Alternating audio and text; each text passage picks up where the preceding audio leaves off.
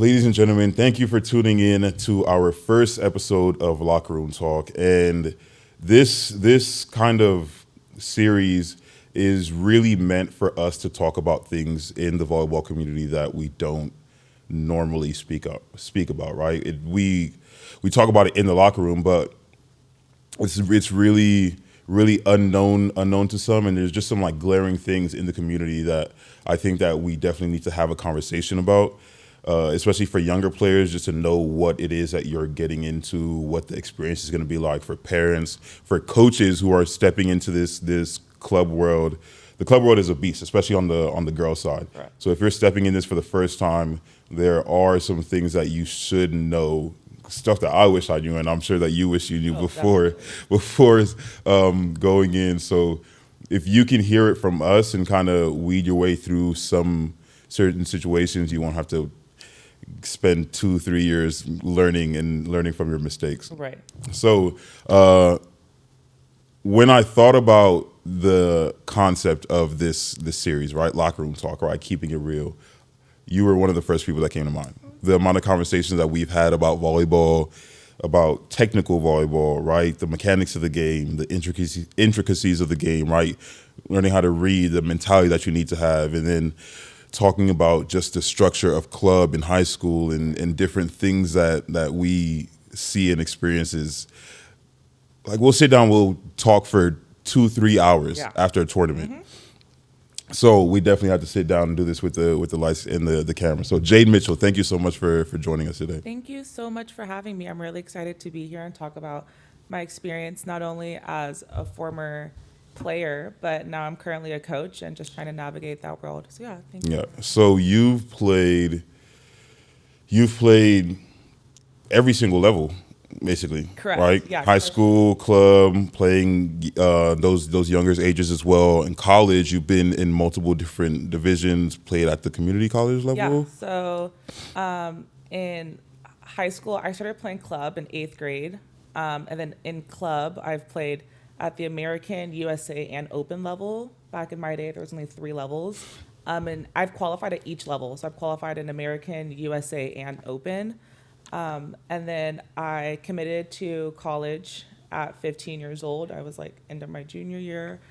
And then I went D1, San Jose State, my freshman year of college. And then after that, after the first year, I was pretty much one and done. And then I went to community college.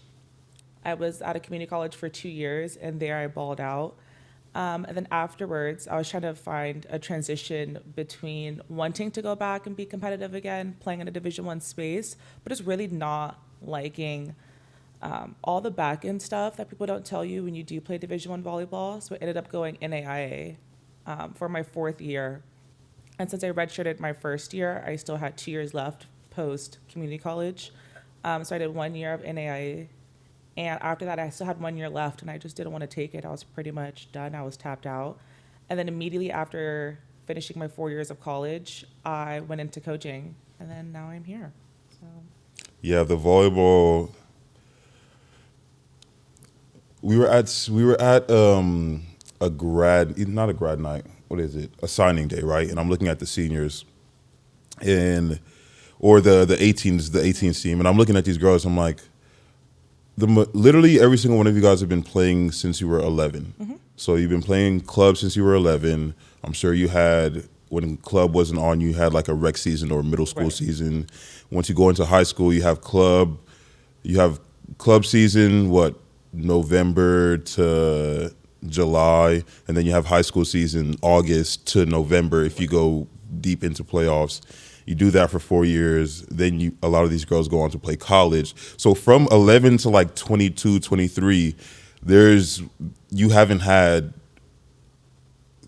2-3 months off of volleyball at one time. Oh. So it's definitely draining.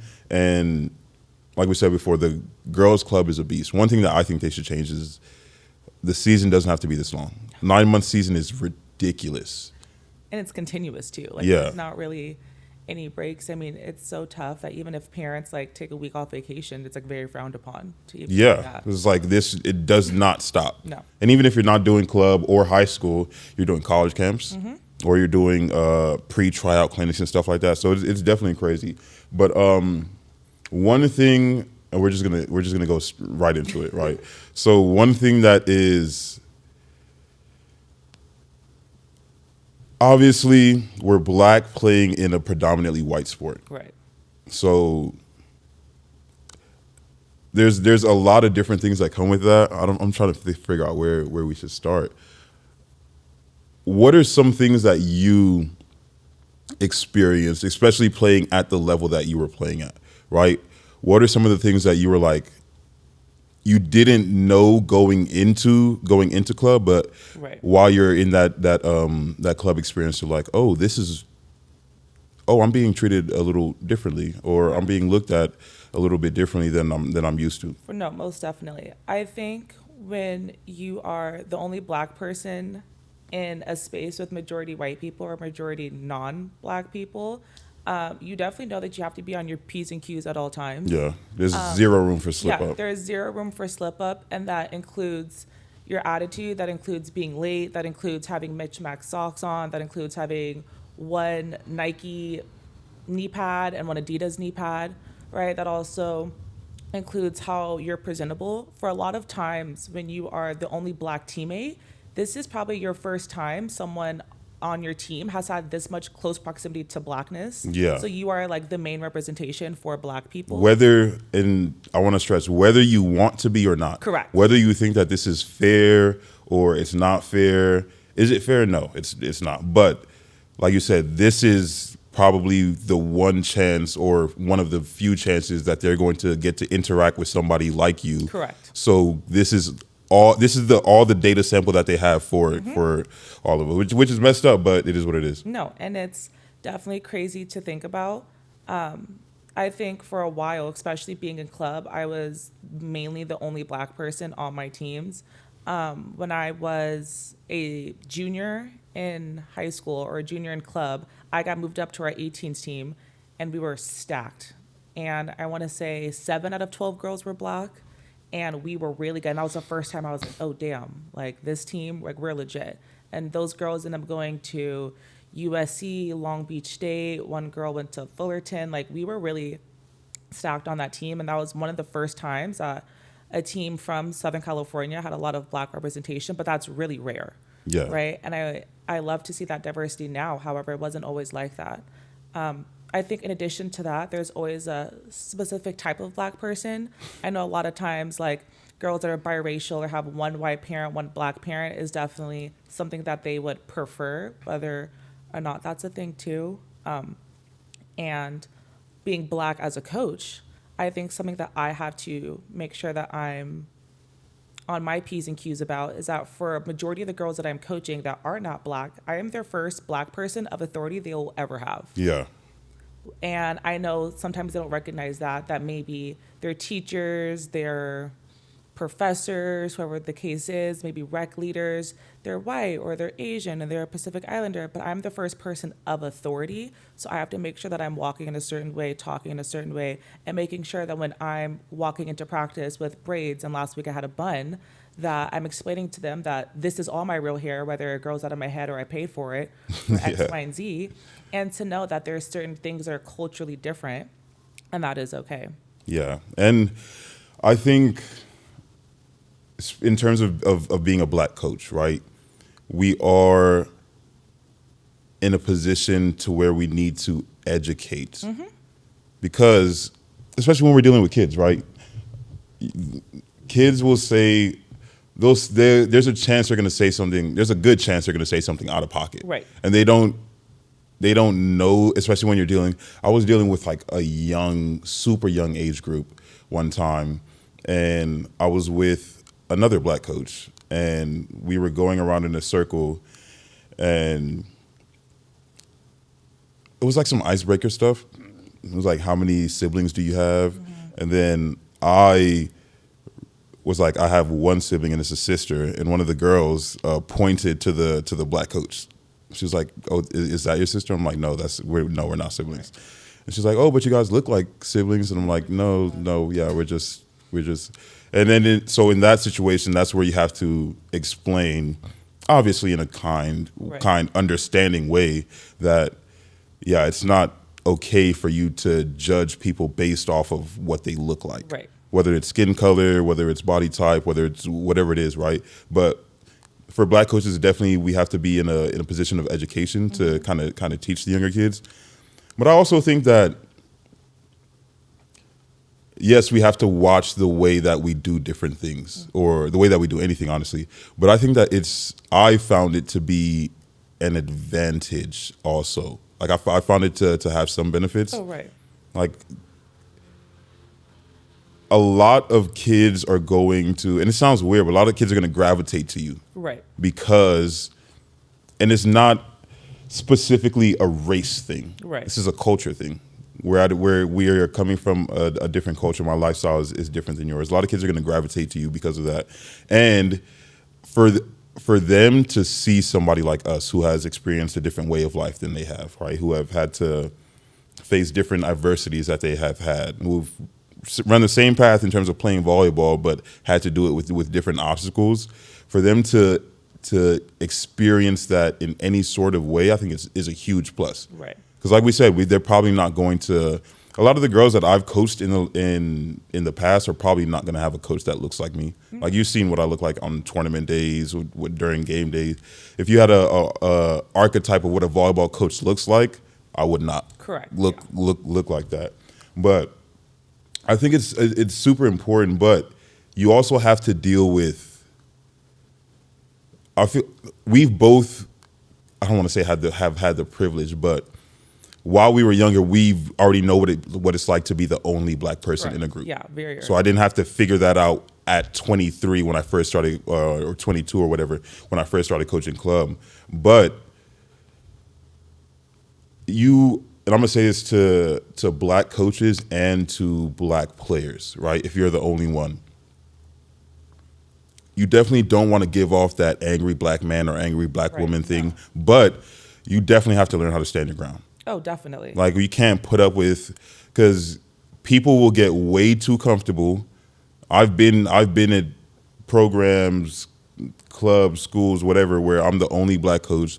Somebody who's been around me for a long time, I think that we're good, right? They'll slip up and they'll say something that they think is okay for them to say because they've had such close proximity with me. And I'm like, where did that come from? Right. Oh, definitely. Like I've never heard you say that before, ever, around me or around anybody. Right. So like, so you're trying to push a boundary.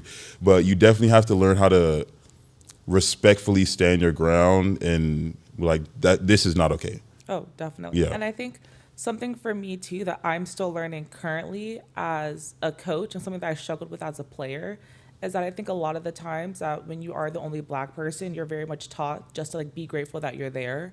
And a lot of the times when I was struggling as a player on my Division I team, I was struggling to speak up for myself or stand up for myself because I knew that being black is honestly just strike one, right? Yeah. Like when you're the only black person on your team, it's strike one. In college, I was also the youngest person on my team, which is also like another strike. And so because of that, sometimes it's harder for me to speak up or stand up for myself. And also on the coaching side as well, a lot of the times when we are coaching, our main thing is to problem solve. And so sometimes I find myself doing the problem solving for other people and not finding a solution. So I'm like, okay, if there's no solution in sight, what's the point of speaking up about the problem? Well, in reality, I think it's good enough to know that's just like, even if there's no solution right now, you still need to just like address an issue and then let someone else try and figure out the solution. Yeah. That's something that I wish I would have done a little bit earlier in my coaching career. Yeah. And going back to being a coach, specifically a black coach, right? You're specifically a young black coach. First of all, I think that this game is gonna continue. Obviously, there's a crazy amount of growth in women's volleyball and girls volleyball. Love it. I'm here for it. But this game it's going to continue to be hindered or continue to not grow as much as it could until we remove the stigma of being a young coach. Right. When we stop looking at young coaches and coaches who don't have the experience of, oh, I coached this many years in college in this program and I did this, that, and the third. When we remove that stigma and start looking at that as an advantage as opposed to a negative, the game isn't going to grow to where it needs to be. Right. I've been I started coaching 22 years old, 21 years old, and I didn't play club growing up. I played in middle school a little bit, but that doesn't count. If we if we are going to coach 16-year-olds, 14, 15, 16, 17-year olds, right? Why is being a young coach viewed as a disadvantage? Because all coaching really is, I say this all the time. If a girl comes up to me and asks me how to hit, and she comes up to you and asks you how to hit, and she goes up to 10 coaches and asks them how to hit, we're all going to say the same thing. Right. Left, right, left, bring your arms up, bow and arrow, swing high, snap and finish with your shoulder, or something like that, right? But the key or the difference between a good coach and a great coach is how well you relate to the player. Correct. Mm-hmm. I can guarantee you off rip, I am relating better to this younger player than this 40-year-old, 45-year-old, 35-year-old coach. I don't care how much experience you have, right? I've had coaches that I've either worked with or been in the same space, and I'm like, oh, you have a great program. I just think being a young coach is an advantage because a lot of these coaches are stuck in their ways. If you've been doing something for 20 years and you're still doing it now, there's no need for you to grow or to change. I came into this game knowing that I didn't have a lot of knowledge, so I was open to changing the way that I coached, and that's how I was able to develop my coaching philosophy, which honestly, when I step into any gym, I'm like, oh yeah, I'm, if not the best coach here, top 5 easily. Yeah. And the youngest as well. So what's your view on being a young coach and kind of having to fight to prove, hey, I know this sport just as good as anybody else? No, definitely. I think something for me is that normally when I'm head coaching a team, I talk to my team and I always let them know that like my job is to help you, right? So which means it's like help me help you. Whatever you need to do, or if this drill's not working, let me know, right? Because at the end of the day, I can tell you what to do, but you're the one in the jersey. You're the one playing the game. I can't put the jersey on and play for you, Man, right? if So I could, I promise you I would. I would. We would not lose a set. I swear. And so I feel like that's something as well as to know that, at least for me, when I'm coaching, it's definitely much like a two-way street, right? Is that like I'm here to help you, you're here to help me. So at the end of the day, we win, right? Because I want to make sure that I'm encouraging girls to be great athletes, great players, great women, great teammates, all that included. And if it's just me barking at you or me telling you what to do, within reason, right? Because at the end of the day, it is I am the head coach. However, when it comes to assisting, something that I'm learning, especially this year, is how to be a good assistant. And what does that look like for other people? And knowing that when I am the assistant, I am in the background a little bit, and every head coach is different.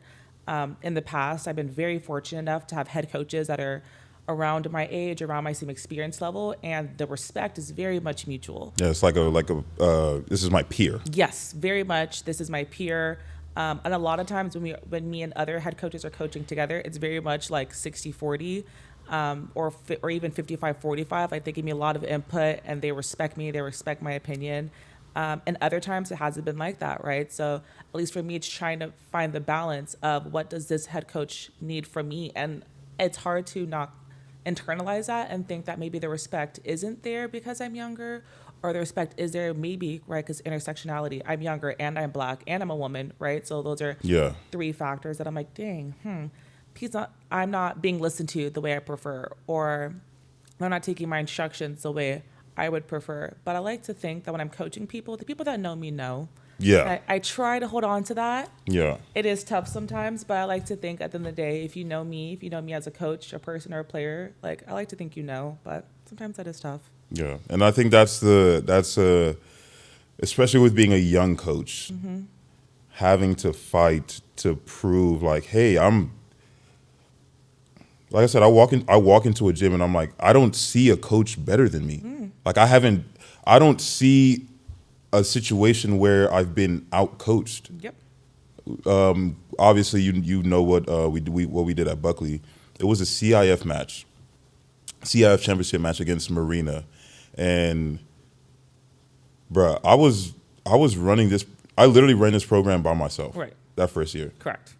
Not like JV's practicing, varsity's practicing, same gym, same time. I'm bouncing off from Back and one court forth, to yeah. the other because we don't have an assistant coach. Shout out to we Coach B. She was there, but she was working at the school, so her time and energy was tied somewhere else. So I'm running the program by myself, and during that match, the first thing that I noticed, I was like, or the first thing I noticed when I rewatched it and I replayed it was I'm standing on the sideline. They're like singing the national anthem or something, and I'm watching it, and it's me, one young black coach, just Dolo, and on the other side, I see five. They have five people on their coaching staff. Like when they call the timeout, one coach grabs the setter, another Yep. coach grabs the middle, another coach, like you have enough coaches to Staff. pull Yep. 100%, right? And we sweep you. Yes, I had a fantastic team, but the for a young coach, first year head coach to be in a position like that and have to execute and still do a great job, I see stuff, or I look at my past and I see stuff like that, and I'm like, yeah, what were you doing at 22? Right. Yes, you have all this experience. You've been doing this for 20 years, but what were you doing at 20? You weren't even coaching at 22, Right. No, exactly. right? You started doing this stuff 35, late 20s, Right. like. So if we were given the same amount of time, where we would be? Right. Exactly. And that's why I look at other coaches. I don't care where you coach at. I don't care what team you've had. I don't care if you've been competing in open for how many years. I look at you and I don't see a disparity here. Right. Many times I see, and it may sound cocky, but I'm just No, and it's a I fact. think it's also really important to know, and this is like no shade to anyone or anything, but a lot of it, especially when it comes to credentials or coaching for numerous amount of years or at different institutions or different club experiences, a lot of it is who you know, and a lot of it is just looking the part. And I think a lot of that is and a lot of people, a lot of recruiters, a lot of college coaches don't want to admit that a lot of the people are at positions is because they look like they belong there. And that's something that, especially when I was recruiting, was something that a huge pill I had to swallow was a lot of schools wouldn't even look at me or recruit me because I was black. Period. And that was, I mean, granted, this isn't in the 60s. This was in 2013. Yeah. This was 10 years ago, 11 years ago.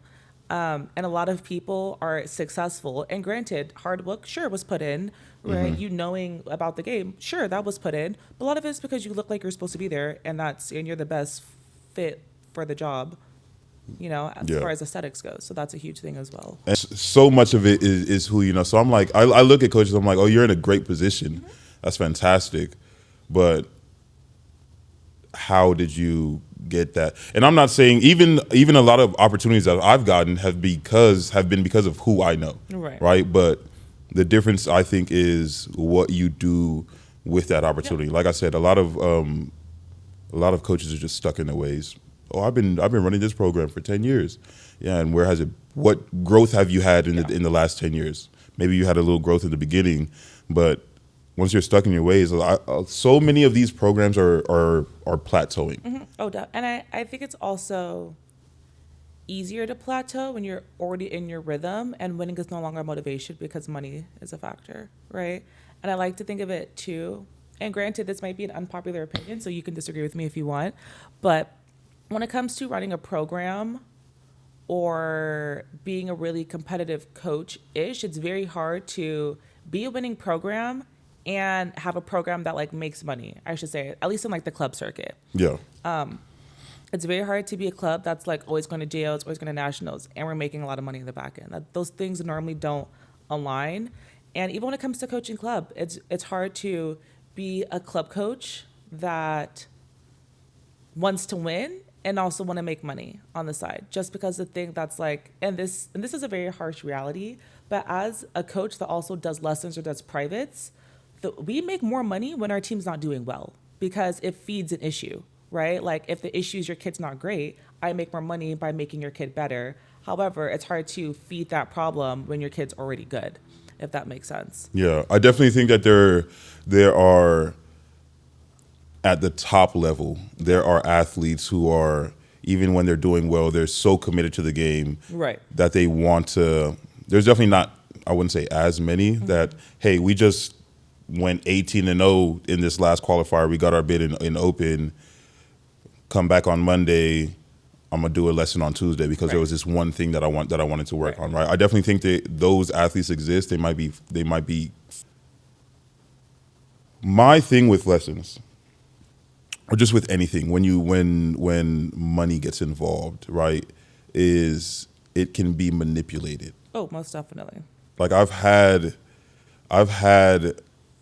people do lessons with me, whether it's club or whether it's high school, right? And parents will do a lesson not in hopes that their daughter can or their son can learn from this and get something better, but in a kind of like a ploy to get some more playing time. Definitely. And I'm like, listen, I guess this can be a good segue with playing time. I tell my high school parents or my school parents, whether it's JV or varsity, playing time is not a conversation I have with parents. I don't need to talk to you about why your daughter isn't playing. Your daughter can, especially when I started coaching at Marlboro at an all-girls school. I've been coaching girls basically ever since. I've coached boys one time at this one club. We'll talk about that a little bit later. But I've been coaching girls for the majority of my career.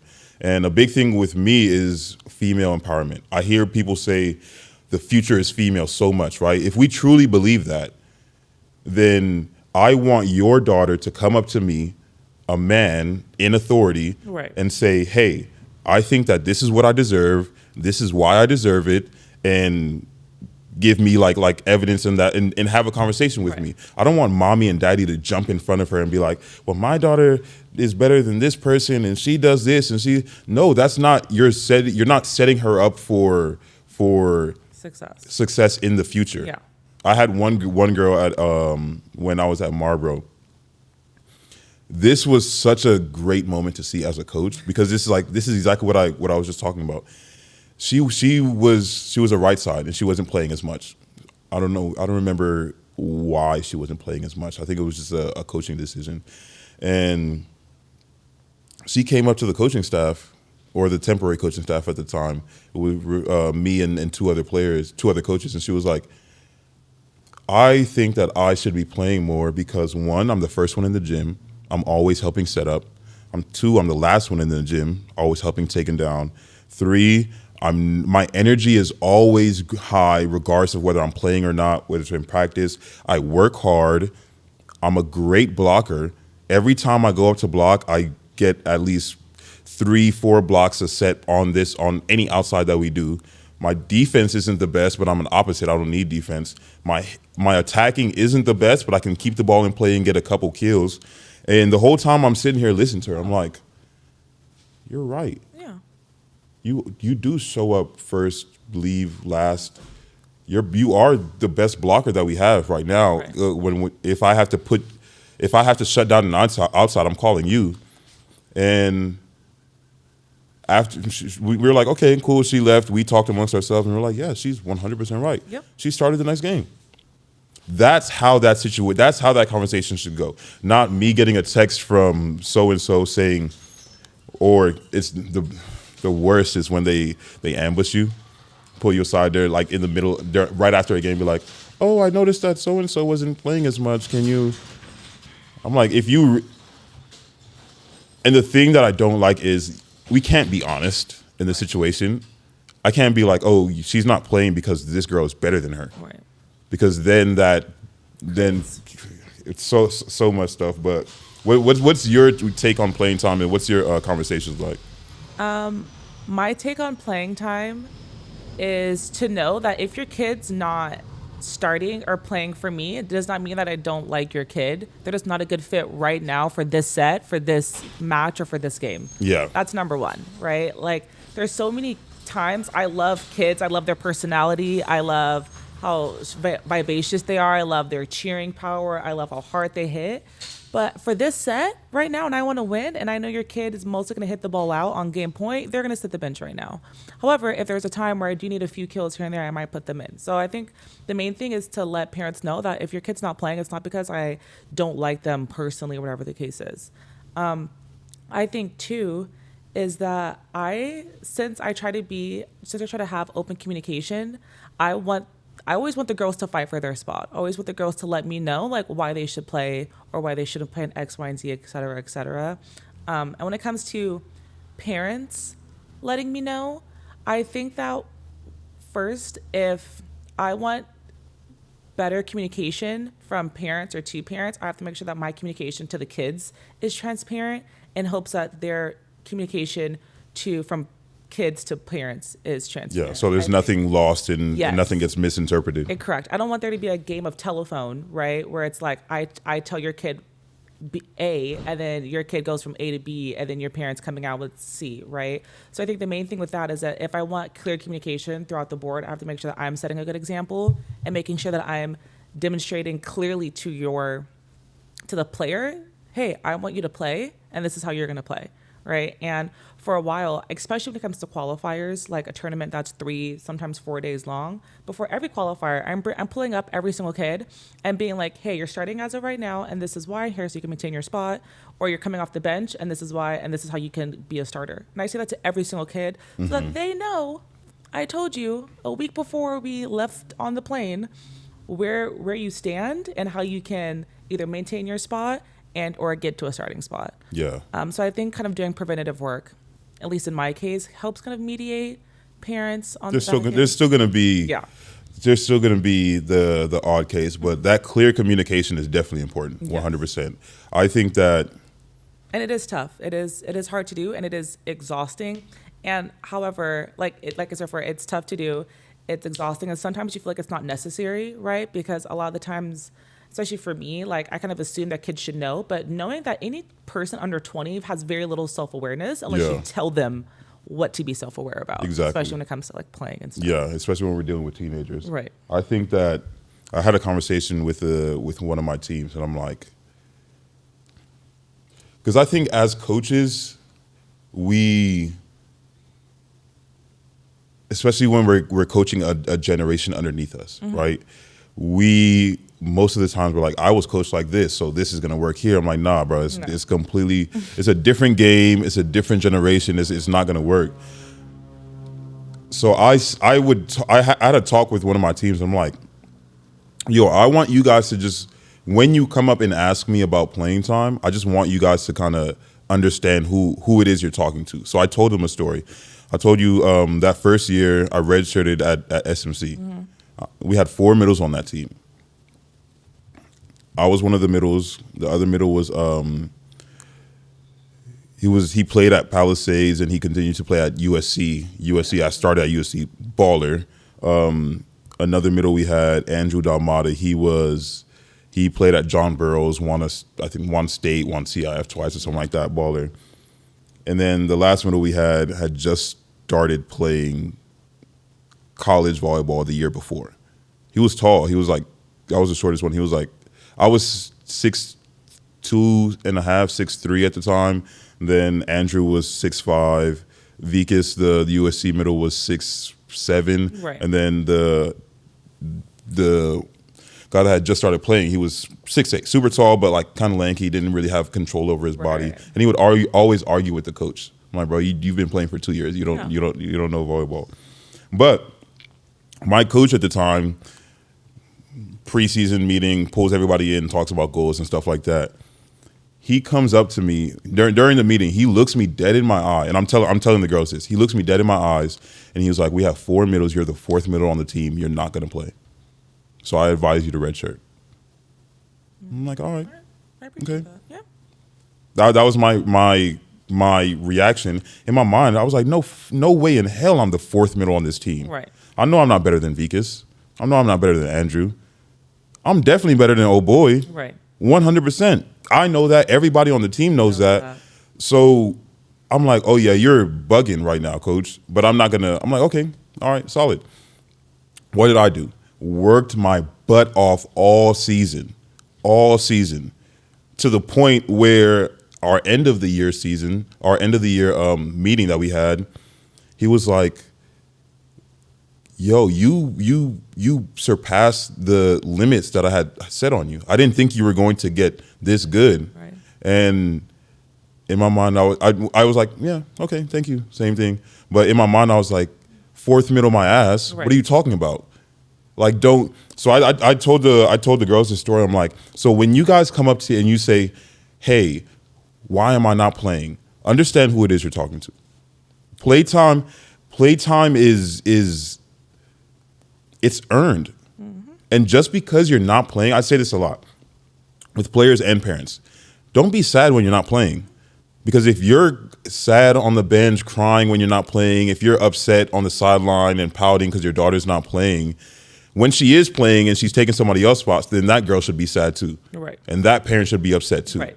No, it is what it is. Works, right. And I promise you, unless you're playing on some super high level team, even if you're playing on an 18-1s team in open, everybody's going to play at some point. Right. Your coach isn't going to bring you to a tournament and have you just dress up and do hitting lines and just sit for a 4-day qualifier. Everybody's going to get some playing time. When it happens, it happens. If not, I'm sorry, I don't know what to say. Work harder. Right. No, it's definitely interesting that you mentioned that, especially in your case, you being like the underdog in college, because for me, it was almost like the opposite. Like, I wouldn't say I was like the main person in charge, but at least for me, people would always come up to me being like, you have so much potential, you have so much potential. And like, I didn't know what that meant, right? Like, to me, when people mentioned like potential, it meant like, it was like this pot of gold that everyone else can see but me. Yeah. Right? And it was like, okay, what does that mean? Because to me being tall has been something that's been my entire life. I didn't just wake up one day and shoot up to being 6'2". I've always been the tallest person in my school. I've always been taller than teachers. Like, that's just been normal for me. So it's definitely very interesting because people that I think were the underdogs, or at least went from becoming an underdog to someone that's now on top, had that like work ethic that they had to do, whereas when you're always someone that people look up to automatically be good, it's hard to like get that like internal drive. So it's definitely something that I'm learning to navigate when I see people similarly to myself that's like doesn't really know how to work hard or what for, because they're always given a spot, or their spot's pretty much always there. And granted, it's not that it's their fault, right, because of how tall they are or that they're naturally gifted or whatever the case is, but it's definitely like an interesting dynamic of like learning how to be an underdog and learning how to work hard and learning how to be in the gym. Because there's times where last season when I was coaching a threes team, that was tough. But last season I coached a threes team and Undefeated. Thank you. Undefeated. We were actually undefeated. We were 27-0. And it's just so crazy because every single tournament we were in, we were the 4th seed and we came out the first. That's how that works, right? When you're the 4th seed, you come in and you're off the first set, you play, and then you ref the very last game. You have the worst schedule. You have the worst schedule, exactly. You have the worst schedule when you're the 4th seed. And so when you are the 4th seed, a lot of people like don't take you for granted. They don't think you're that good, et cetera, et cetera. And to everyone else's surprise, we were beating teams 25-9, 25-7, making everyone else's schedule go fast. And then when it came to the very last game, it was going to 3. And I was like, you know, like when it's time for us to ref, it goes to 3. Yeah. But so it was definitely interesting being the underdog and having to change people's perceptions of you and views of you. When growing up, I was always the person that like people had to watch out for, and now as a coach, I'm seeing like the opposite side of that. Yeah, especially on the coach side, bro. Like there's certain coaches I won't lose to. Oh no, I don't. It's not in my ability to lose, for me to lose, or any team that I'm connected with to lose to certain coaches. But at first I would hate it, right? And this is something that I think all young coaches and even young players can kind of use for later in life. At first I would hate it being the underdog. It's like, especially coaching. Like, people look at me and not take me seriously. Oh, there was this one time, bro. It's Buckley. This is state playoffs. I forgot. I think it might be first round state playoffs. We were playing a team, and this team was good. I think it was I'm not gonna say the name, but this team was good. Solid. They were a really good team. I was watching them, and I was scouting the hell out of teams, and they had a really good middle, big, strong, 10-foot left, Yeah. right, cut here, deep corners, whatever. Yeah. And then they had a lefty opposite, Oof. and she was. I'm like, okay, fuck. Okay, so this, I'm like, this is gonna be yeah. They had a solid setter, good outsides too. I'm like, okay, this is gonna be a tough matchup, but I set up the game plan. I was like, hey, that middle's fantastic. That middle's great, but we're just gonna serve well. She's not gonna be able to get set, Yeah. so we don't even got to worry about her. And I noticed that their outsides weren't effective. It was their middle and it was the right side and that lefty that were running the thing. So we're gonna serve well. We're gonna serve line to line to zone 5 because that outside's gonna just pass straight up. Setter's gonna have to run Right. all the way, and she's gonna either have to set the outside or fling it back Yeah. to Closer to the 5, yeah. right, So right. so we are going to force their outsides to win the game for them. It was a good match, but in terms of being like overlooked, Buckley is a small school. Right. Small super school. I don't know if people have even like heard of it. Yep. K through 12, like 800 students. Which is like From tiny. kindergarten to 12th grade, Right. 800 students. The teacher to ratio to teacher student ratio was like 1 to 6 or something like that in the lower school. Is crazy. So everybody that saw us during that run, were like, oh, we don't even really know much, but what even is a Know what that Buckley? is. Right. So we are the first seed in state. So we have home games all up until championship. So they had to come to us, and we set up the gym. I'm like an hour before working with the girls, doing some ball control stuff, like little warm up stuff. And 2 dudes walk in and just sit on the bench. They're not in like they're in like street clothes. So I'm like, oh, okay. At first, I was like, maybe they're like brothers of the team or like some students or whatever. So I was gonna go kick them off of the bench. But I was like, you know what, whatever. And Wait, they were on your bench or on the visitor? they on their bench, Okay. on their bench, Okay. and they just walk in and sit down. They're on their phone and stuff like that. And I'm like, okay, cool. So I'm talking to my assistant coach, and she's like, oh yeah, that's probably the like their coaches or something like that. And it was their assistant coaches. The coach walks in. This is like maybe 20 minutes before, or when the head coach walks in, they were pretty late. But the thing about the 2 assistant coaches is when you walk into somebody else's gym, what's the first thing that you do? Here you go. Talk to the other head coach. Hey, my name is shake your Otis. Nice to hand. meet you. Right. How's it? Just chop Yeah. it up, right? Maybe ask where the bathrooms are, locker rooms are. Yeah. Anything like They just that. walk in. You can see me. I'm hard to miss. I'm Right. working with the girls right there. Don't say nothing. I'm like, okay, cool. Strike one. Right? Their head coach walks in, doesn't say a word to me. While they walk in, they're late because they have to travel from really far. We're warming up, and one of the girls, before anybody says hi or anything, one of the girls was like, hey, can we use your balls? And I'm like, what? She's like, can we use your balls? I'm like, oh, okay, sure. So I give him a cart, and I'm like, okay, strike 2. The head coach hasn't said anything to me yet. And then we are in the kind of like the coin toss, right? And the captain's meeting or whatever. And like she doesn't even look me in my eye.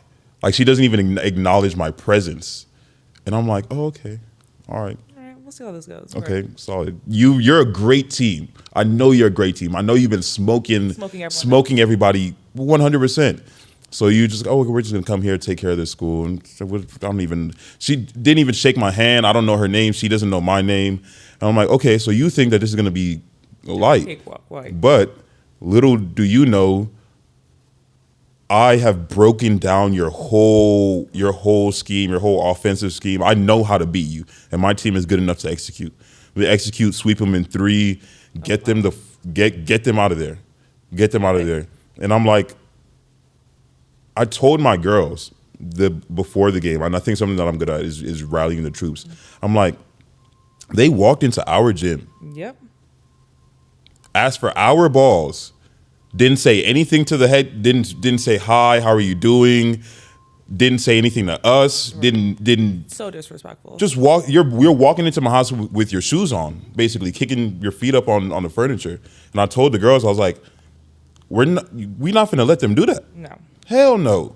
Hell no. We're gonna go out there and we're gonna show them what happens when you walk in. And on top of it, they were really bad shaggers. That's my number one pet peeve. I'm It so glad pisses me off. So glad you mentioned that, especially when we're at a qualifier and you're in a facility where there's 100 courts. Yeah. Right. And here's the thing is that I get it when there's 4 on, 4 off, right? And let's say you guys are off. And I get it that you want to have like a quick little meeting or whatever the case is. Do that when we're serving. Yeah. But it's like, you don't want 10 balls flying over, like shag. And then on top of that, if you don't shag for me, it's you're done. If you don't shag for my team, and you're making my girls run and chase balls on court 97 and court 22, it's over. Like just know I know the type of person you are. I know the type of coach you are. I see the type of person you are. That's how I feel, and I'm like, oh, okay. Now I really have to kick your neck. Yeah. And like it's not against other teams. When my girls don't shag, I get on them about it. Same, most definitely. Because it's just you respect your opponent. Yes. So I'm like, be good shaggers. But when they did that, my girls were like, we're not. My captain, Char, she was like, we're not shagging for them. And I'm like, hey man, do what you want to do. Yeah. But so I was like, I told him, I was like, we're not finna let them. Shout out to Char, man. Shout out to Char. She's honestly like, I love her. She was like my assistant coach. Yeah. At I Buckley. really like that's. I don't know if you guys know, but like. At one point, I was thinking about being Otis's assistant because listen, bro. I was trying my hardest.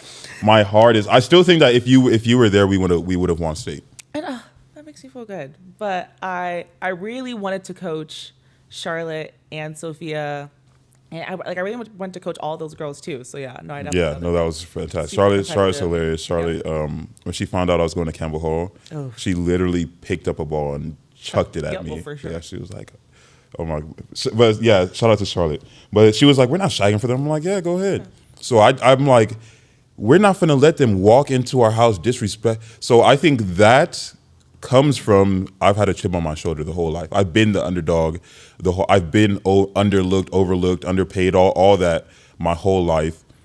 And in terms of having a coach like us who have been there before, where some of these players might not have, that's important to have. Mm-hmm. Other coaches would have just been like, oh, hey, let's go out there, execute the game plan, Buckley on 3, 1, 2, 3, let's go. Definitely. No, this is a learning moment. Oh, definitely. Your parents are in the stands. Mm-hmm. Your grandma's right there. Your grandpa's watching. Yep. They finna come in here, not shag, take you lightly, and you think they just finna walk out of here. No, let them walk. Let them have a long, tearful bus ride home. No, definitely. And I think that ties to teaching things outside of volleyball. No, right? I agree. And I think on the flip side of that, especially when I was playing club, there were a lot of times, especially when you're at a qualifier, like day one is like your easy day, right? Yeah. Like when you're a top team, day one, it's like that's the time you try to get everybody in. Yeah, everybody's going to get a little playing time. You're beating teams like 25-6, whatever the case is. I remember a lot of times when we're playing a team, especially on the first few days, where it was supposed to be an easy day, and some of my teammates, this is when I was a player, so my teammates would be like, oh, this team is so easy, like, can we all switch positions, or can Jade play libero, da-da-da-da-da, because it was going to be easy. And I remember my coach being like, no, like, we have to set the precedent, right? That, like, when you're going up against, insert my former club, like, they're expecting the best, so we have to give them the best. Like, you have to, like, it's fair and it's respectful to beat them by playing your best. Yeah, 100%. Yeah, you don't want to beat them 25-17 because you guys were all playing different positions. You guys weren't taking it seriously. Like, they deserve your best just like you're playing a top team, right? And I think that goes to show that's like, no matter who you're playing, you should respect them whether they're your equals in talent or not, you know? Yeah. I think that's important as well. But so we met, the first time we met was at a former club. No, before that. Remember? Oh, we yes. Yes. We were at the tournament. I think. We were at. It was a Las Vegas Classic or something like that. Red Rock Rave maybe. And I think we just like brushed shoulders a little bit, like a high here and there. And then at the first club that I was coaching at, you were thinking about coming there, and that's how we got to know each other a little bit more. But so we both applied for, or we both were going for the same position at Buckley, right? And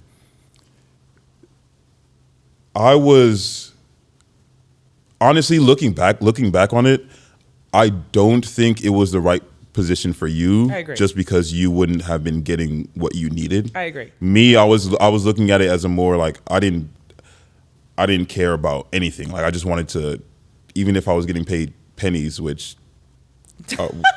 No, looking back on it, like the chips fell exactly where they were yeah. supposed to. Yep. But I begged and pleaded. I don't know how many text messages I sent Jade. I was like, hey, still looking for an assistant varsity coach if you want to. I know that if you're on this team, we can go win something. But the reason that I wanted you coaching with me was because volleyball wise, I know you understand the game and I know you know how to teach the game, right? Working with these young female athletes, I don't think that, call me what you want, but I don't think that there should be two male coaches coaching a female team. Right. Obviously, it can work. I'm not saying that it should be like set in stone, but we talked about coaching is about how you can relate. Obviously, out the gate, yes, I cannot relate to some of these players better than another female coach can. Right. Yeah, maybe, but out the gate, you relate to them better. Right. Because you've lived you've gone through the same things that they've gone through, Right. very similar. So I wanted you as my assistant coach for that reason as well, so that they can have somebody that can look up to, and you do a really, really good job of empowering young female players. And we have the same mindset. Like we are going to go, I don't want to win. I want to dominate you. I don't want to win 25-18. I want to serve, I want my team to serve this girl 7 times in a row. And I want to force the coach to pull her out. Yep. No, I want them Sub to call her. a timeout. I want them to call a timeout, figure out what's wrong, and then we go back and we ace her again. 100%. Like I hope the coach breaks a clipboard. We during that Marina match, we served and it was I kind of felt bad a little bit, but one of the girls was having a tough time, and this is why I say don't show your emotions on the court. Oh no. Don't get too emotional on the court. I'm not saying don't cry. I'm not saying don't be upset. I'm saying don't let them see that. Yes, you can never let someone else see you sweat. They had a great jump serve, which is why one of the reasons why they were beating teams. They got like 7 aces per set, something crazy like that. A lot. But That's so much. that's a lot. So that's why they were beating a lot of teams. But they had a great jump serve. But a jump serve I say this all the time. I don't care about a jump top spin, right? A good jump float is way better. Oh, especially at the girls, yeah. Especially it's just, oh my gosh, she just a jumped, down tossed the ball. ball. Yeah, It's a down ball from the end line. Like come on. But she missed a couple, and then we aced her a couple times, and then she started getting mad, like frustrated. Like, no, that's your ball. This, that, and the third. And also too, like when you're a main topspin server, you missed that first serve, your team is down 4 points because Out we're the depending game. on you getting at least 2 aces just off Yes, that. or at least keeping them out of system. Maybe Yeah. we can get a nice block here. And one of the girls, she was getting frustrated, and then she started crying. They called a timeout. I looked, and I told my girls, I'm like, see that girl right there? We're serving her every single ball. No, exactly. Every single ball. Is it messed up? Maybe. I don't Maybe. But there's a championship on the line. Yeah. And Especially if there's a championship on the line. 100%. And we served her every single ball. She was having a tough time. And I think it's also important that on the flip side of that as well, right? Like it's important, I shouldn't say important, but on the flip side of that as well, when you are on the other side of the person that is crying, that's having that breakdown, that's like a character building moment. That's like, damn, I never want to feel like this again. Let me make sure that I'm in the gym so that this never happens ever again. Exactly. 100%. That last tournament I told you, we played fantastic. This was, and 12s volleyball is low-key the best volleyball No, it ever. is. It is. Because when they do play well, you're like, if they get a one-arm dig or somebody gets a intense. block, I'm like, yo, what are we doing? Yes, I had a player on one of my teams, and we just had a tournament, right? It was a tough day. We had like 7 kids, bro. Everybody was playing out of position. It was really tough. And one of my girls, she had got aced bad, and I think she didn't roll her ankle, but it was kind of like almost, yeah. and it's like, at that point it's just like we're like mental, like, oh my God, there's just a shock of it. and she was crying, and like I didn't have any subs. I couldn't sub her in for anybody. Thug it out. So I called a timeout. Or no, I didn't even call it timeout. The ref like came down to check if she was okay. I was like, yo, I don't have any subs. Yeah. Can you, I know that this is tough for you right now, but are you able to just stay in the game and just get the ball straight up? I don't need a perfect pass. I just need nothing, straight up. Straight up or straight over? And with tears in her eyes, she watched us like, yeah, I can. She goes up, next play, pass, transition out, swing, kill. Oh, perfect. And I'm like, that is a character building moment. Yes. And when they 100% served her, I wasn't even mad that they served her after that. I would have too. Yep. But stuff like that is really like you have to be able to go through that if you want to not even just play at the next level, if you want to succeed in life. In anything, no. But even when it comes to just like letting your kids truly be uncomfortable, I feel like parents need to. And it's scary.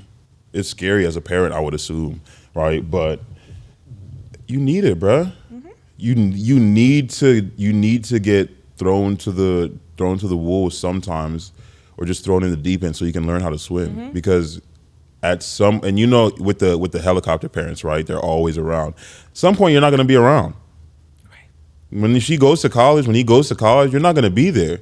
And on top of that, like what people are understanding is that when it comes to helicopter parents, their kids are normally like the worst ones because they have to overcompensate for the sliver of time or the sliver of moments that their parent isn't there. They have to like make up for. Mm-hmm. And that adds so much pressure. Mm-hmm. So much pressure to the child. They have to worry about letting their teammates down, letting their coach down, and then they have to worry about letting their parents down. Well, my parents paid so much money for this, and I have to do this.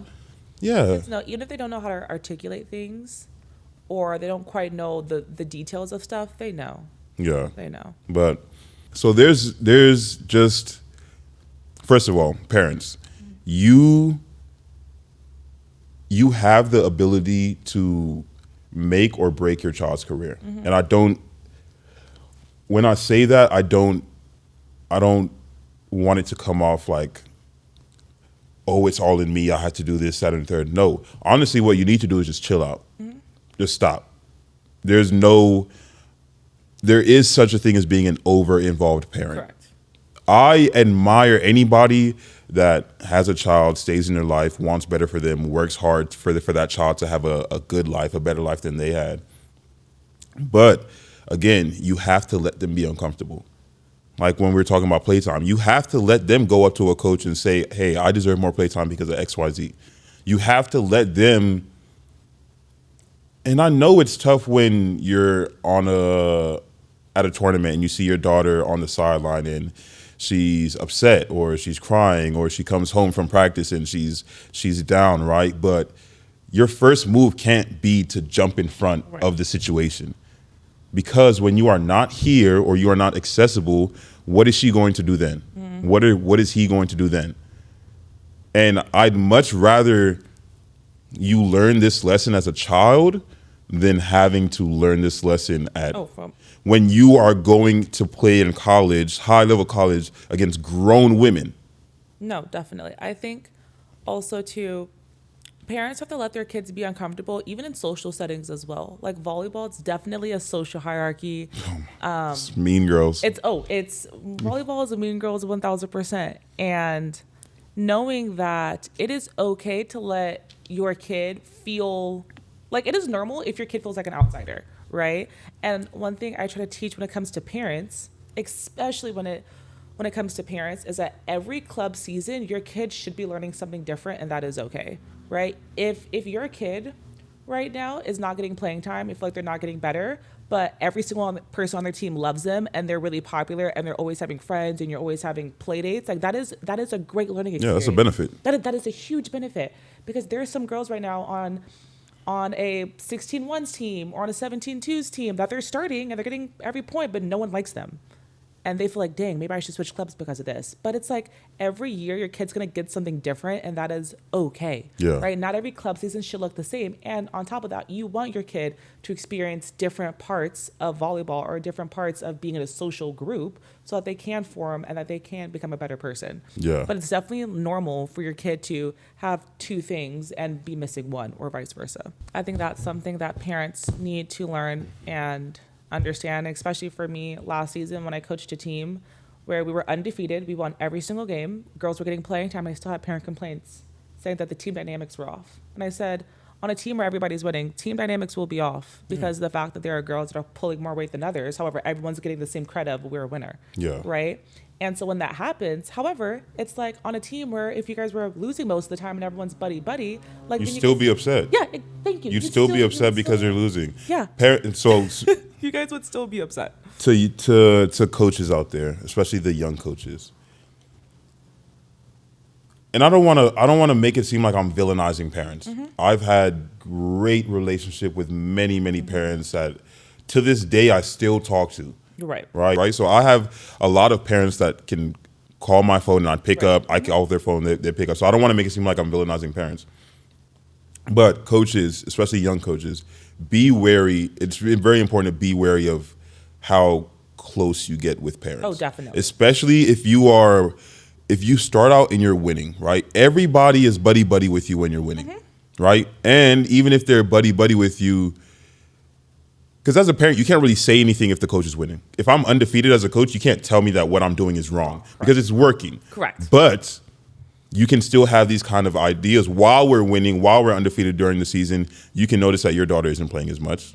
So you have that kind of like inclination to speak up, but it's like, no, I'm not going to say anything now. The minute you start losing, Yep, here come the emails. everything, you were like, oh, you would think that this was a different season. Right. It was like, no, we've been winning this whole time. We lost a couple games, and like now Pandora's box opens up. No, definitely. And I think as far as when it comes to parents that are pretty intense, my dad was super intense. So for most people that don't know, my dad was a sports dad. My brother went D1 in basketball. He's been at every single game he's had. When I was a player, my dad never missed a game. When I was a coach, my dad came to most of my tournaments. Facts. I've seen them. Yeah.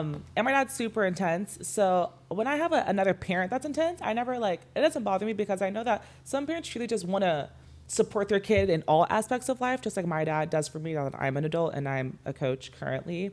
However, it's also important to realize that the parent dynamic that's the most toxic, or the one that's toxic, are the ones that are in the system, in the realm of other parents that don't know anything, right? When you have the parent that's infiltrating maybe the group chat or maybe the email, I feel like those are the ones that are setting up things behind the scenes that aren't necessarily the most healthy situation, and those things can spew on to the coaching scene. Yeah.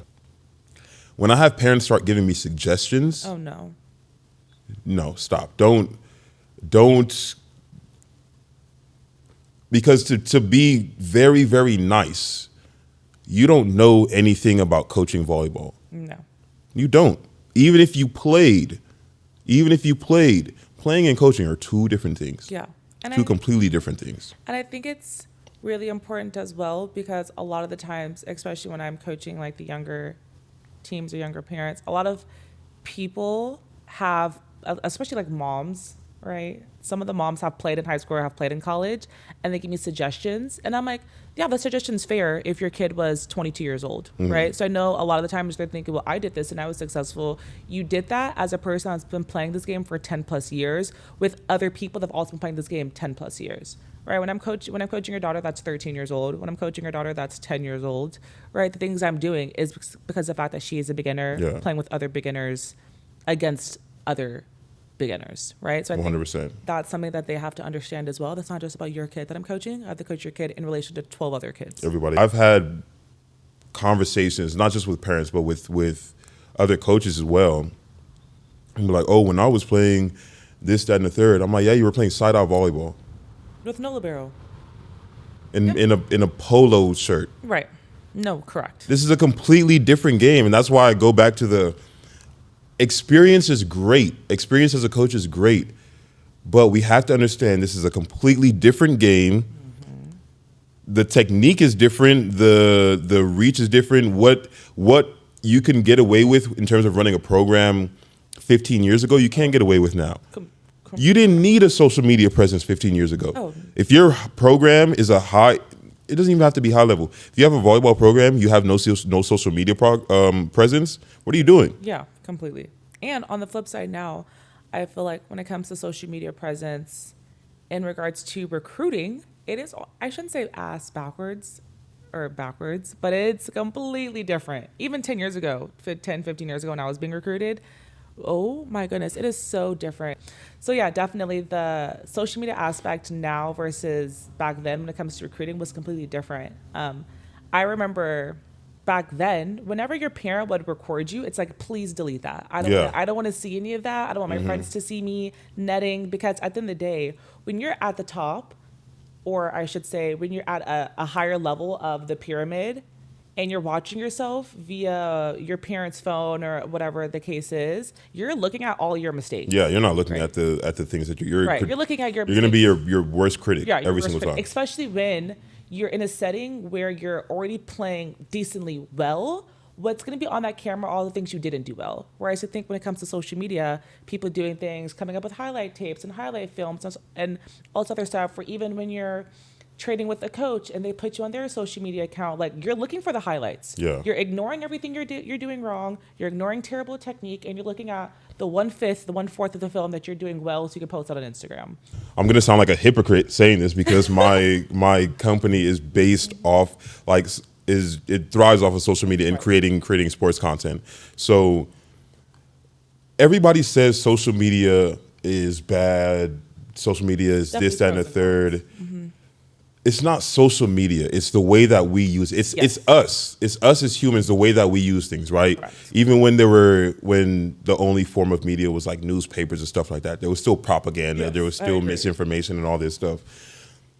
So it's not social media social media, like you said, there's pros and cons to it.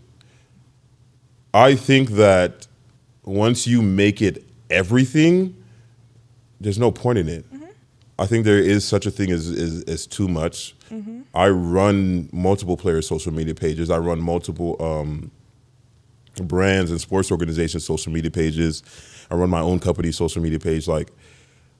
And this is coming from somebody who has posted 3 to 5 times a day. Right. In some cases. There is such a thing as too much. Oh, right. I think as a player, this is my rule of thumb. Mm-hmm. If you think that your player is too young to operate their social media page by themselves, they don't need to have one. No, I agree. If you think they are old enough to operate their page by themselves, let them operate it by themselves. Mm-hmm. Because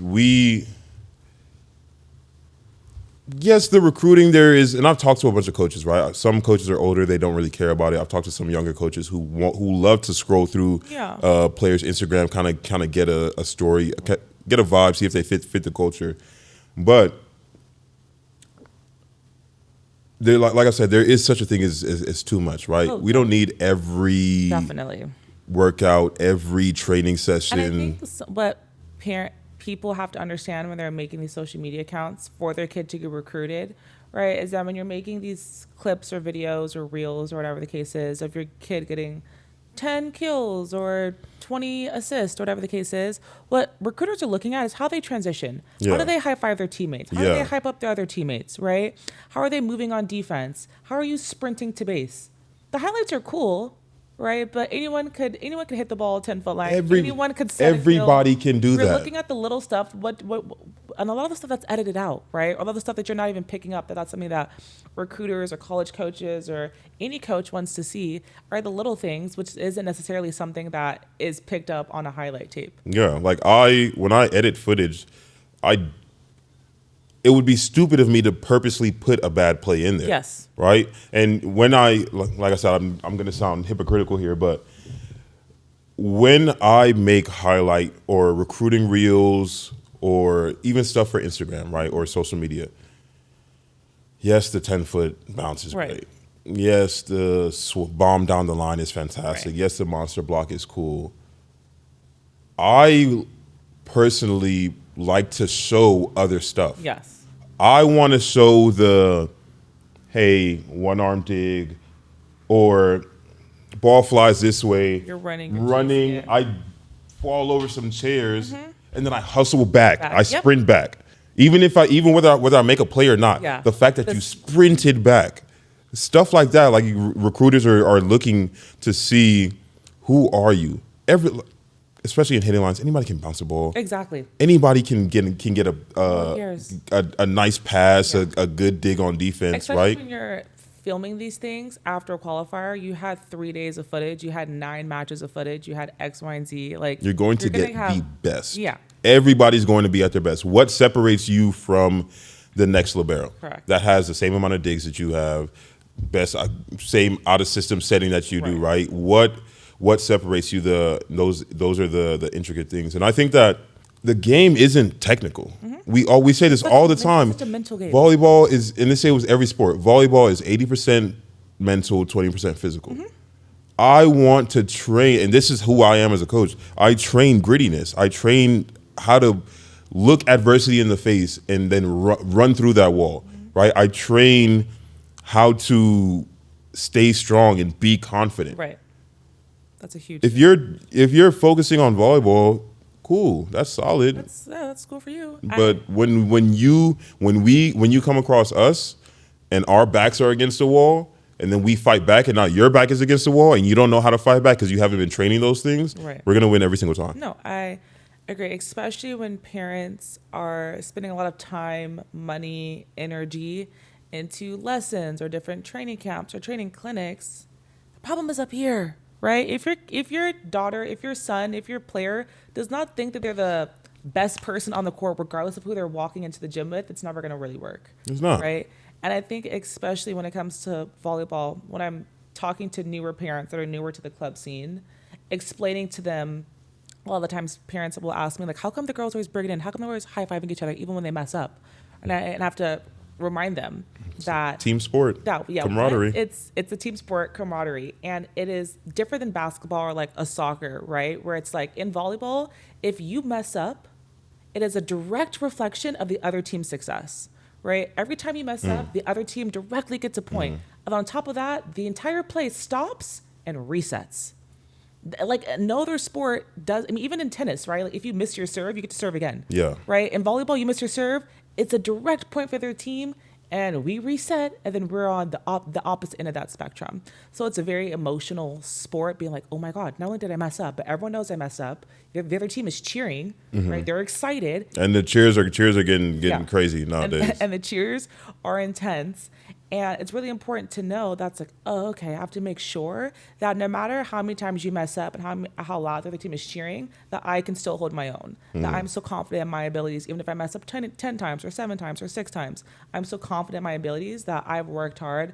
I know the type of person I am, I know the type of player I am, and I can push through in this scenario. Yeah, no, definitely. And like I said, like the volleyball stuff is cool, but training the mental side of Yes. things and training the champion characteristics, that is what is going to separate a good coach from a great coach and turn a good player into a great player or turn a great player into a superstar. Right.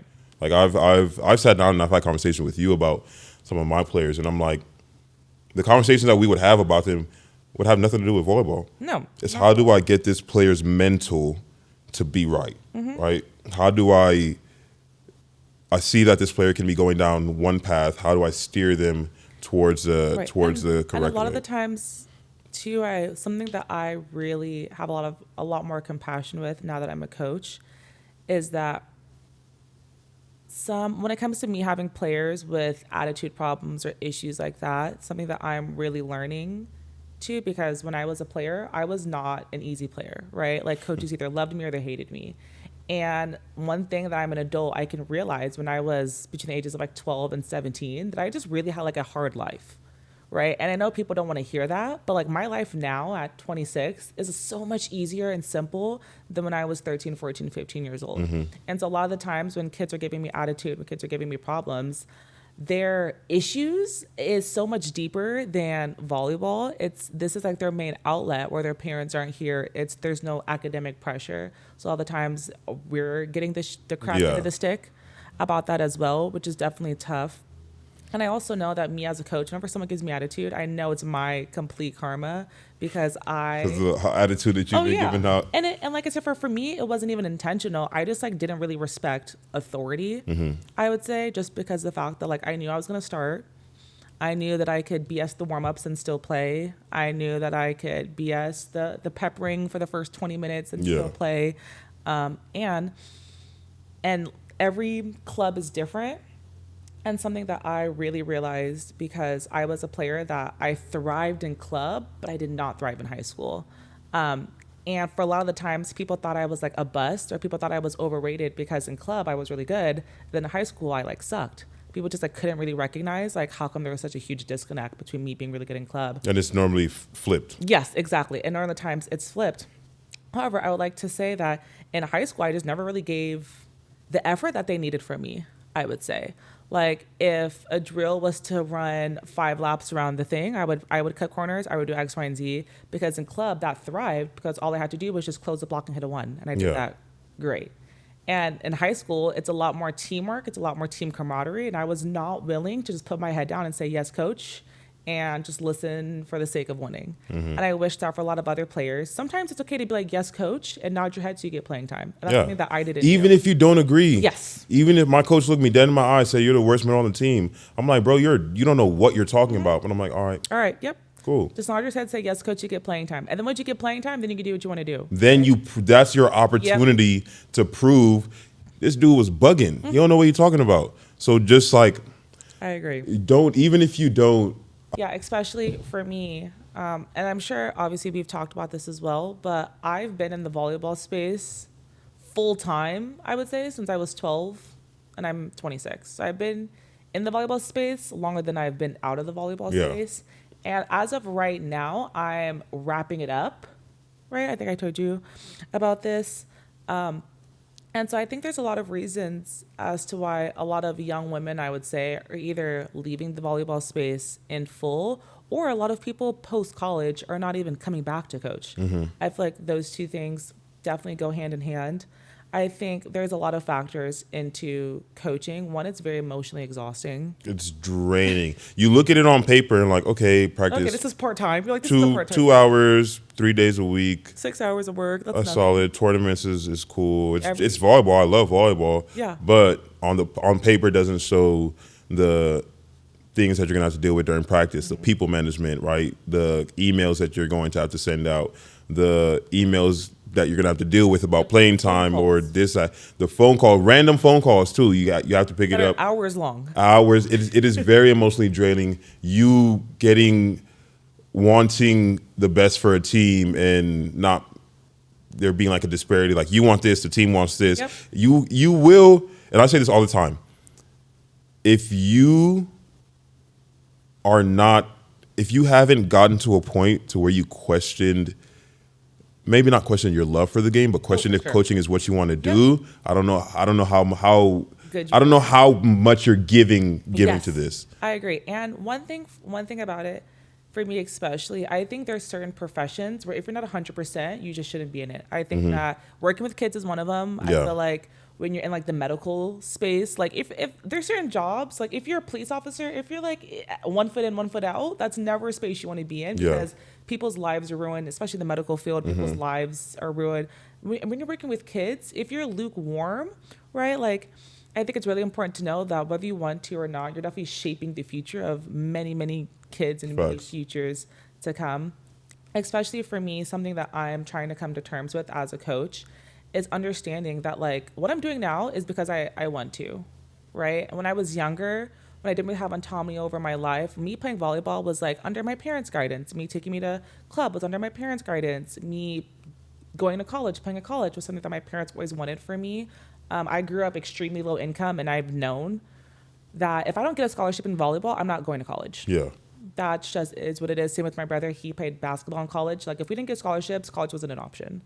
And I'm super fortunate for what my parents did, right? They did the best they did the best they could do with the information they had at the time, right? I think something that parents need to understand when you're trying to push your kid into playing in college is that there is life after college. And one thing that parents need to understand as well is that when, I know especially right now, D1 is a huge thing. Like, I want my kid to go D1, right? And yes, It's great. Yes. It's great, 100%. But There's- there's great volleyball everywhere. You played at the JUCO level. and that was the most fun I've ever had in my entire life playing. There are ballers in there for whatever reason, whether you were at D1, didn't have the grades, you were at D1, had to come back home for some reason. There are fantastic players anywhere. The goal should not be a title Yeah, or anything no. like that. And- The goal is playing great volleyball, and there's great volleyball everywhere. Playing great volleyball. I think it's also important to know that when it comes to researching schools and researching education, I've never, and mind you, like I've traveled across the country to play in volleyball. I've never been on like a college tour. I've never done an internship. I've never done things that I shouldn't say most, that a lot of kids do when they are looking to advance their future by advancing their education is like, I didn't know what endowment rate was. I didn't know the different types of majors you can do, right? Like my parents didn't go to college. I wasn't educated at all past volleyball, coaching, recruiting. Is our team sponsored by Nike or Asics? All those are things I was worried about, not anything like on the educational realm. And something that parents also need to understand too is that, and this is no shade to any of my peers, right? People that I've played with, people that I coach with. Like, I love you guys. I respect you guys. I envy the situations that they were in, whether they're coached in college or in club, whatever the case is. However, I will say, right, that the people that I was like, I won't say dogging, but the people that I was like side-eyeing or looking down upon, quote unquote, the people that committed to D3 schools, NAIA schools when we were in high school and when we were committing to D1 programs and they were going to lesser schools. Those are all my friends that have that have great jobs, great careers, and driving Teslas. Anyone that went D2, D3, or NAIA are living a great life. And a lot of my peers that I played with at the high level in club or we played Division 1 together, we're all still here coaching club. And it's not to say that coaching club is a bad thing. I'm just saying is that when you play D1, you get stuck in this volleyball realm and this volleyball cycle because we didn't have any other options, right? I know a lot of times coaches and recruiters could be like, yeah, if your kid comes here, like they can go pre-med, they can do pre-law, they can go into, no, you don't. You're and there to play develop volleyball. anxiety while doing it. Yeah. First of all, majoring in anything, being a student athlete, regardless of your major, is difficult. Correct. Being a high level student athlete is very difficult. When you go pre-med, pre-law, or anything in that kind of like STEM area, that's ridiculous, bro. And they're also not going to allow you to do that because you're here to play volleyball. When you're Yeah. here on a Division 1 or Division 2 program, even sometimes this happens with D3 schools as well. On a scholarship, we're paying you're- money for you to come here? No, paying you're for coming it to practice, bro. Yeah, you're coming here to practice, and if you get your degree, that's secondary. What people don't understand is that 80% of people that go to college for a sport do not finish playing their sport all 4 years. I didn't finish all my years. My brother didn't finish all his 4 years. My boyfriend, he played Division 1 basketball. He didn't finish all his 4 years.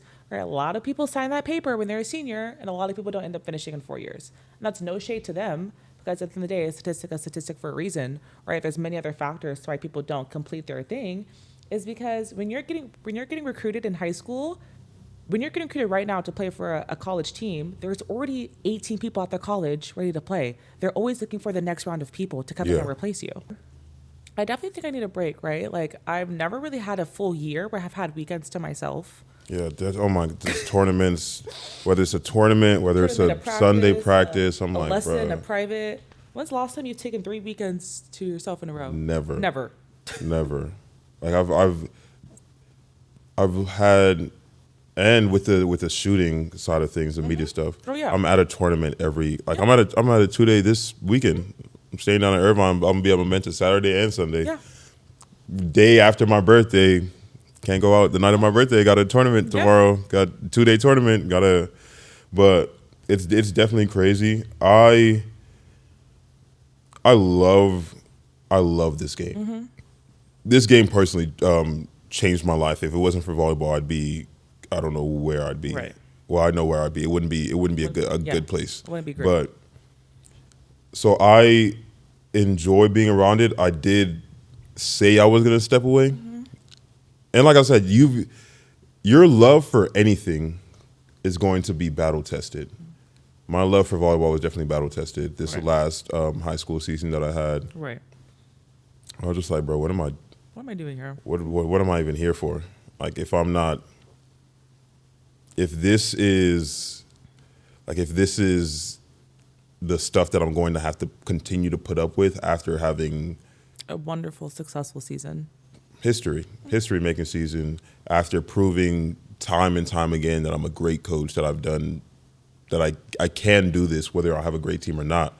This is what I'm gonna have to put up. Like, why am I even doing this? Right. So I walked away from the sport, and then I was called in to cover a practice and for a 15s team. I was like, sure, why not? I'm not doing nothing, you feel me? And like 5 minutes into the practice, I was like, bro, I missed this. Yeah. I was like, I have to. But one thing that I've learned is I'm going to be way more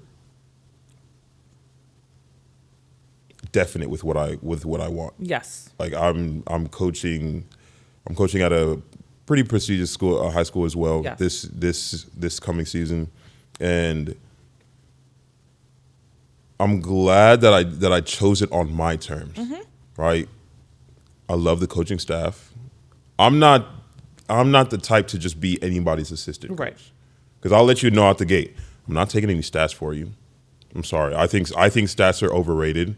I think that if you are a high level coach, You should be able as to a head see coach, yourself. you can see. I don't need you to tell me how many serves we missed. I know we missed Right. at least 7 serves. I don't need you to let me know that this person's hitting 1,000. My middle's hitting like probably like what 400, 500, Right. and that this person is their best. I'm watching the game. I don't need to see that. Now, when we're scouting, you feel me? Right. I can go ahead and that's when I can put the stats and drop a game plan. But mid game, I Need my coach to be a coach. need you. I need to be in there. If I'm an assistant coach or the head coach, you've seen me coach. Right. I'm damn near on the court with the Yep. girls playing defense. Like, I need to be a part of that, whether I'm an assistant coach or the head coach. So I'll let you know out the gate. I'm not taking stats. You're probably gonna have to tell me to sit down Right. like a few times throughout because I'm very like I said, you see me coach. Yeah. I'm Right. very into it. And again, I just can't be. In order for me to be your assistant, you at least have to be a peer of mine. I have to view us on the same level in coaching wise and what we can bring, or you have to be somebody that I look up to in some manner. Right. And there's not a lot of There's coaches not- that I right, look. I agree. There is a handful of coaches that I look up to, and I'm like, yo, Kat at Campbell Hall. I've coached with Kat before. I think that she is.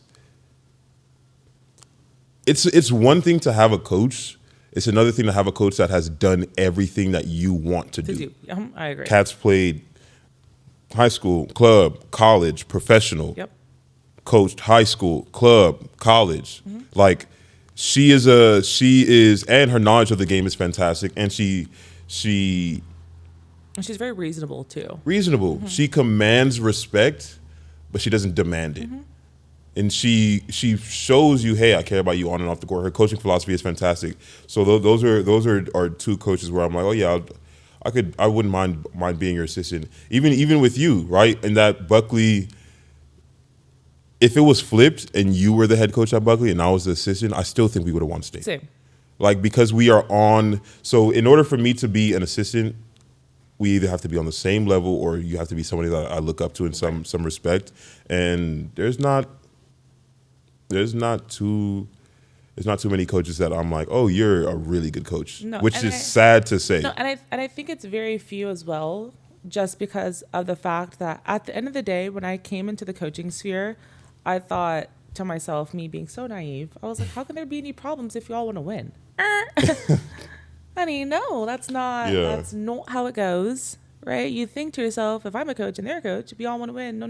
All right, there's always other speed bumps into that factor as well. And something for me that like I was really trying to do, especially this past year, right? Like coaching at the school I was coaching at last season and me being an assistant this season, I was just really just putting my ego in my back pocket. Yeah. Right. Really learning. This is the first year of volleyball that I've coached that I didn't head coach at all. I didn't head coach in high school and I didn't head coach in club. And for me, if you know me, I'm very like, I want to win. I'm very intense. I'm really strict about discipline and like putting girls, like I like to keep things on a tighter ship. Yeah. And this is the first time for me. I was a lot of swallowing my pride, a lot of just like, a lot of nodding, and I'm not happy. And I'm not happy, right? So I think it's me just trying to find a balance because I'm so all or nothing. Like last season when I coached 3 club teams, I was coaching 3 club teams and still subbing for a whole bunch of other teams as well. That's oh my goodness. Like, and I didn't miss a single practice or tournament for my 3 teams Or other people's teams. as well, just because I like if I'm going to be here, I'm going to be here in full. Yeah. Like, if I'm going to coach, if I'm going to help someone, if I'm going to help with your team or another team, I'm going to help and I'm going to put my all in full, right? So it's very hard. I'm very much like all or nothing. I think something that I'm trying to do is learn how to be a little more balanced, a little more equal out. It's just tough because something that I'm struggling with because I'm 26. Eventually, I want to start a family. I want to be a wife, a mother. Is trying to figure out that like the mother I want to be, the wife I want to be, and the coach I want to be. I don't think as of right now, I don't think they're the same person. And this is no shade to the father figures that are also coaches or the mothers that are also coaches as well. I just think that like I'm so all or nothing, and I know in a sense that's like I want to put all my time and energy into coaching, but I do know that once I do have a child, like I would like to be all or nothing when it comes to their sports, and I want to make sure I'm going to all their practices and dropping them off all their practices and going to all their games and tournaments or recitals or whatever the case is. So I think it's just trying to find that balance now, so that's easier for me to transition into that space later on. Yeah, no, for sure. One last thing before we go. We talk about the club world being crazy. Mm-hmm. One thing that I really don't like about club volleyball is the politics. Mm-hmm. Like, what are we even doing? And I want to preface this by saying, I grew up in the inner city. I was born in Georgetown, Guyana, in South America. Came here when I was 5. Been in the inner city ever since, right? So I've lived a different life than a lot of, whether it's the girls that I'm coaching, the parents that I see, or just the people in general that I come across in club, right? The whole concept of beef in between clubs, in between coaches in different clubs, it literally blows my mind. Crazy. Like I've had situations where it was one season where I was coaching a girls team and I was coaching a boys team at the same time because they interlap, but it was with 2 different clubs, and like coaches would literally be upset at me, like call me a traitor and have beef with me because you're at this club and then you're at this club as well, or I don't like you because of this. I'm like, yo, this is volleyball. Yeah, there's. Mm-hmm. This is volleyball, and I'm trying to say this in the best way possible, right? Like I've been in situations where somebody doesn't like me, and they might want to fight me, right? They might want to harm me in any way. This is not that. Mm-hmm. This is not that at all. All this little tit for tat. That person's in the room not saying anything. Person walks out the room. Oh, I don't like what he did. This and that. Like, bro, stop it. And it's honestly because what people are failing to realize is that this is a job, and because you don't have any other hobbies, you're overlapping them, right? Like a lot of the times people don't have, and this is no shade, but because sometimes I get sucked into this crap too, right? But when you have nothing else to do, all your worlds will overlap. Yeah, sometimes you're just a volleyball coach. Yeah. And there's nothing wrong with that. And I don't want to make it sound like, just a volleyball coach, but there's nothing else going for you. There's no other aspects to your life. So anything that's small and minute, you have to raise into this like bigger deal, and understanding that's like at the end of the day, I come in, I want to make sure that my team does well, and I want to leave. That's it. I don't want to have to take this home with me. Does it happen eventually? Yeah, sometimes it does. But at the end of the day, like there's never any like beef on situations, at least on my end of things. Yeah, like I'm not gonna listen. I'm not gonna sit here and just talk all day. Yeah. Like, what are we? What are we doing? What are we doing? Even if I don't like you, I've had to coach with people that I don't like. Correct. I've had to be a part of an organization with people that I dislike. Mm-hmm. We gonna get this done. I've had to play with people on the team that I don't like. Oh, most definitely. Shout out to Vikas. He played at Palisades, and then I played at Uni. Uni and Pali Oh, yeah. are rivals, Yeah, and they would whoop on us every single time we played them. The only time they didn't whoop on us, beat us in 3 is one time we went to 5 in my junior year, and we still lost. It was like 15. I think they won 15-13. But I didn't, and Vikas knows this, but I didn't like bro Right. at all. Like I actually disliked bro. Right. Like we would get into arguments so many times. Like we almost fought a couple times, but at the end of the day, that's my teammate. Right. We'll sit here and argue in the locker room, yell this, that, and the third. As soon as we step on the court, Us versus them. I'm riding for him just like he's riding for me.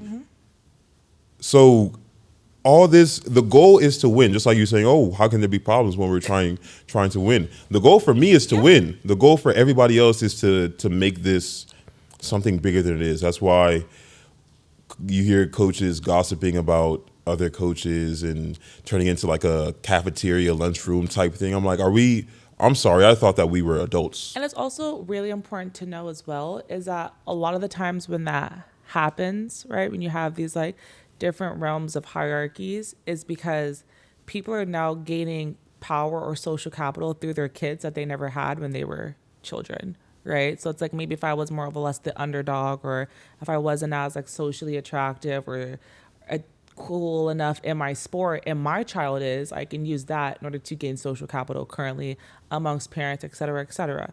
And granted, I do know that in some clubs, especially in Southern California, choosing a club or volleyball club for your child is just as important as choosing a high school or a college, because of the fact that there's a lot of networking that goes on behind It's like the scenes. free agency, bro. Yeah. I'm telling you.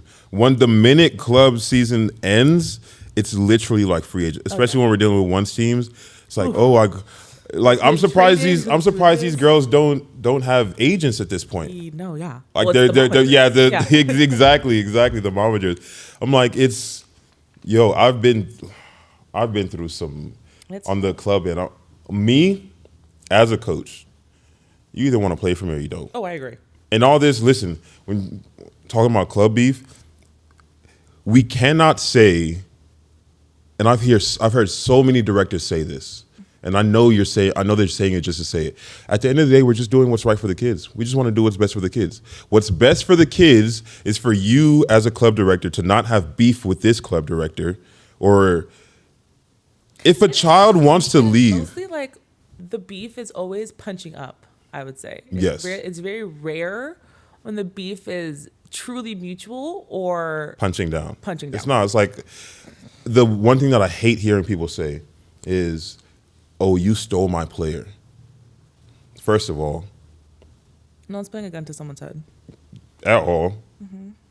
First of all, I thought this was a human being. Right. I didn't know you Like, owned them. But that's where it also, This is so I'm sorry. I stole your property. Is that what you're telling me? Right. Second of all, I didn't steal anything. I'm a good coach. Her parents like my coaching style. She likes my coaching style. They didn't have a good experience at your club or on your team. And there's some cases where I want kids to go to other coaches or other programs so I can come back and see that your bread was buttered here. Yes, 100%. Like I I've had girls complain about, like, you have seen coaches who yell at their I'm talking about like yell, Yeah. like scream. Yeah. Like there was one time this coach quieted the gym. The gym is dead silent. It's a timeout. Call it timeout after a player makes a mistake. This is one of my old players. She told me this, and all the girls told me this story. Like when I heard it, I was like so surprised. Calls a timeout. The whole gym is dead silent. Spends the whole time out just ripping into this one girl. Everybody in the gym can hear you. I'm like, okay, at that point, you're not helping. No. You're not helping anything. You're tearing down at this point. And at that point too, like, especially for me, I think one of the biggest compliments I can get as a coach is that you make this look so easy. Like every time we go to the game, it looks so easy. It's like, yeah, because my job is to get in their ass in practice. Yeah. My job is to make sure that when you're coming as a viewer, that it looks like it's easy. It looks nice and clean. Right, it looks nice and clean. Because Because in practice, we're busting our butt 100%. Like what's best for players is for them to be able to leave one club and go to another club and not have any bad blood. Correct. There shouldn't need. You want what's best for the player. What's best for the players may not be being at your club. No, and that's fine. I've had players where I'm like, oh yeah, I'm not the best coach for you. Oh, definitely. 100%. Sorry, one quick little story. One of my players from my very first team coaching club, she reminded me so much of myself because she was just so intense and outgoing, et cetera, and she was a front row player, but she was third string as an outside, a middle, and an oppo. And she just like wasn't amazing in one of them, right? And she just always felt like I wasn't really evaluating her because I would always hype her up. She was like, how come I'm not playing, right? And I would tell her it's just because she's honestly just couldn't keep the ball in play, right? And so on my team, which was at that time was a 14-2s team, and she was like the third string player on my 14-2s team. And so she ended up going to high school tryouts. And one of the main reasons why I love coaching 14s is because I love prepping them for high school, right? Like it brings me joy. It also boosts my ego when the girls I'm coaching make JV or start on Frosh or whatever the case is, right? And so the day of her tryout, I had saw her when she was trying out for high school. And I said, I'm so excited for you to make JV. She was like, oh my God, Coach Jade, like no one makes JV, like no freshmen make JV. I'm just trying to make Frosh. And I'm like, don't do me like that. Like I trained you. Like I trained you. I believe in you. Like I think you can make JV. She was like, yeah, but last year only one girl that made JV. And I'm like, well, they didn't have Jade as your coach, right? Like I trust you. I believe in you, right? And so she goes into her tryout and she makes JV and she ends up starting on JV as a freshman. Later on in the season, she ends up getting moved up to varsity as a freshman. She's the only freshman that got moved up to varsity. And so her team ended up making the playoffs. And so I watched her team for their playoff game. And even though she didn't play, I looked and I was watching their game and they lost in playoffs. And I looked and I was like, dang, they're starting outside, right? At this varsity team, I was in playoffs, was either hitting the ball either straight down or hitting the back wall. And I'm like, oh my God, that is literally her. Like she's at the program that is the best fit for her. Yeah. Because on my team, she wasn't gonna play because that's not the system that I was running. Yeah. But she went to a school where it was the perfect program for her, right? So even though she wasn't on my team starting on a 14-2s team, she was ended up all freshman on varsity because she found a program that was right for her. I think that's very important when it comes to, as a player and as a coach, that like finding the right program for you is extremely important. Nobody is entitled to anything. I don't care if it's playing time. I don't care if you're the best player on the court. A lot of coaches have had to bench their best player on the court for just to prove a point.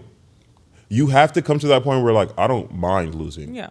I don't mind just losing. So you know who's in charge. We were playing one. We were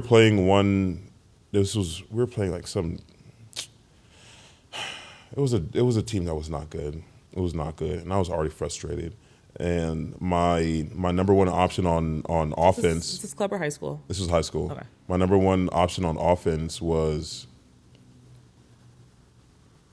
just not having a good game. Frustrated. Emotions were starting to run high. Goes up to swing. She either gets blocked or she hits into the net, and the ball comes on our side.